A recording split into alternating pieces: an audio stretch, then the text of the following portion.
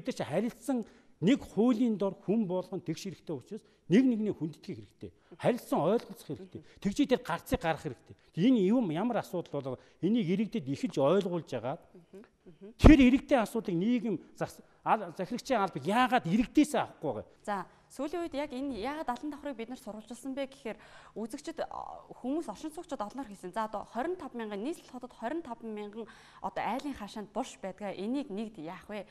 За хоёрт бид нар одоо дээдс мэдээж өвөг дээдсээс уламжилж ирсэн ёс заншлаа хадгалгүй яах вэ? Бид нар чинь ёс заншлаа дээдэлдэг бас. Гэхдээ энийг орчин үеийнхтэй яаж харьцуулах вэ? За сүүлийн үед би яагаад чандралах компаниг урсан гэхээр чандралах гэдэг асуудлаар иргэд минь их хандсан. За тэгээ мэдээж шарын шинэ дээдэлсэн. Сая тунгалаг их хэлснээр энэ дээр хот нийтийн захиргаач гэсэн хууль гаргуул гаргана. Гэхдээ шар одоо төрийн шашин тэр шашин төр нь хосолсон ингэж захирамж мэдээж ард иргэдийн ухамсарт хүчээр нэг асуудлыг инг гэд хийчих болохгүй. Тийм учраас энэ хоёр яавал дээрээ гэсэн гарцыг бидний хайж байгаа. Тэрнээс бид нар энэ нэвтрүүлгээрээ хин нэгний эрх ашигыг дээдлээд биш хин нэгнийг илт давуу байдлыг олгож хийгээгүй.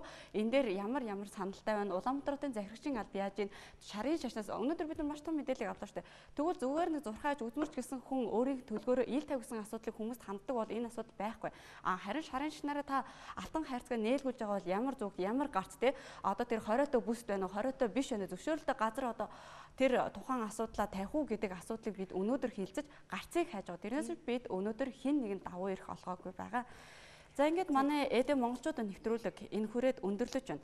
За талигаачтай нутаглуулах, оршуулах зан үйл ямар байдаг? Манай Монгол улс эртээр үеэс яаж хөгжиж ирсэн? За тэгээд тэр шарын шашин болон төрийн одоо яс зан үйлд хэрхэн байгаа цаашид яах талаар бид нэр одоо шийдвэрлэх гарцыг хайж ярилцсан байгаа.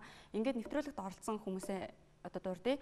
Улаанбаатарын захирагчийн ажлын хот нийтийн аж ахуйн хэлтсийн дарга тунгалаг Монголын их хүрээ хийдийн Хамбан Номон хаан санжид орж байгаа. Улаанбаатар буян компани үйлчилгээ хариуцсан захирал мөнх наснаар оролцлоо. Ингээд бид дараагийн нэвтрүүлгээр эргээд уулзах болно. Баяртай үзэгчдээ. Илнээсээ илүү чихэн сайн ашиглаж байна. Хэл бол цахиур, үг бол оч юм.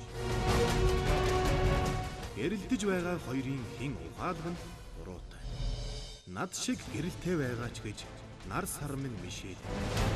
Энэ үн цараатаа сэтгээж гэж тэнгэр дээр минь ууж ирдэг. Дотоод сэтгэл нь зөв бол гадаад явдал нь зөв болно. Ям гарыг бүрийн 20 цаг 30 минутаас Эдэн монголчууд